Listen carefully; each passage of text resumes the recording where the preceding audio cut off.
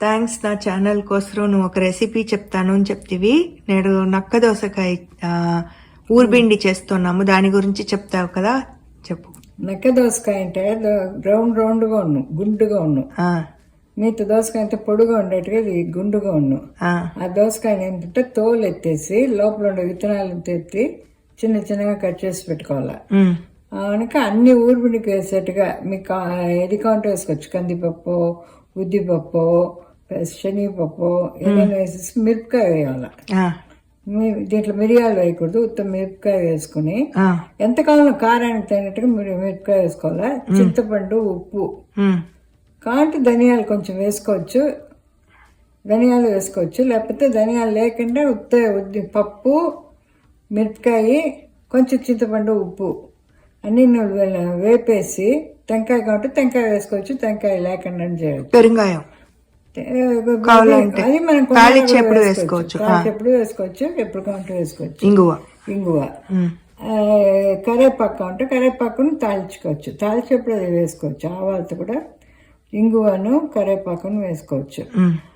అన్నీ వచ్చి దీనితో వేపేసి మిక్సీలో వేసి కొంచెం గట్టిగానే నిండా నీళ్ళతో పోయకూడదు.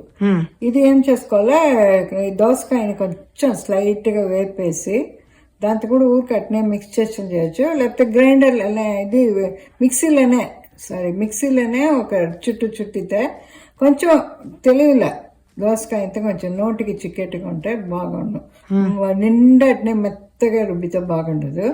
అందుకు ఈ పప్పులు మిరపకాయతో బాగా ఇది ఏం కానీ గ్రైండ్ అయ్యం కానీ దీన్ని వేసి ఒకే ఒక చుట్టి దానికి తాళించాలి. నూనె వేసి ఆవాలు, ఇంగువ, కరివేపాకు తాళించి పెడితే ఫస్ట్ క్లాస్గా ఉన్నాం. కొంచెం కారం కాల్సిన దాని తగినట్టు మిరపకాయలు వేసుకోవచ్చు. కారం వద్దంటే సాధారణంగా 2-3 మిరపకాయలు వేస్తే చాలు. దాని దోసకాయని పట్టి అది దోసకాయ కొలతని బట్టి కారం వేసుకునేది. చింతపండు, ఉప్పు అన్నీ చూసి వేసుకోవాలి. ఏమేమి వెజిటబుల్ చేయవచ్చు. ఇది వచ్చి దీంట్లో వేరే వెజిటబుల్ లేదు. బీరకాయ కట్ చేసి బీరకాయ తోలతో కూడా చేయవచ్చు.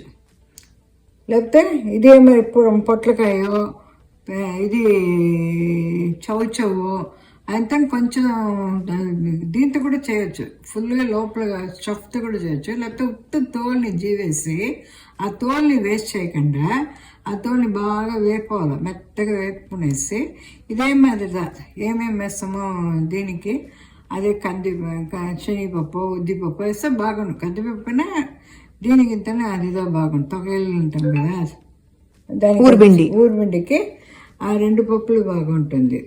2 చేరి కూడా వేయచ్చు. దానికి ఇంతనే మిరపకాయ వేస్తే బాగుంది. మిరపకాయ వేసేసి ఆ తోల్ని బాగా వేపేసి దాంట్లో కొంచెం చింతపండు, ఉప్పు వేసి అన్ని ఒట్టుగా అది వచ్చి మెత్తగా గ్రైండ్ చేయొచ్చు. అది వచ్చి నోట్లో చిక్కోవాలని లేదు. బాగా మెత్తగా తోలు అంతా ఇదే అయ్యేంత వరకు మిక్సీలో వేసి ఎత్తవచ్చు. దానికి ఇదే మరి తాళించాలి. కొనాల ఆవాలు, ఉద్దిపప్పు, ఏదో ఒకటి కరివేపాకు, ఇంగువ అన్ని తాళిస్తే బాగా మిక్స్ చేస్తే అంతే కలుపు తిందుకు నిండా బాగుండు. చపాతీకో దీనికో నంచుకు నిండా బాగుండు. అవును, తోలు వేస్ట్ చేయకుండా దాన్ని వచ్చి ఇడ్లీ అన్నిటికీ చట్నీ చేసే చట్నీ ఊర్బిండి తినే చోట్ల ఇది చేసుకోవచ్చు. చట్నీ చేయకుండా ఈ మాది డిఫరెంట్ టేస్ట్గా ఉండు. థ్యాంక్స్ మా.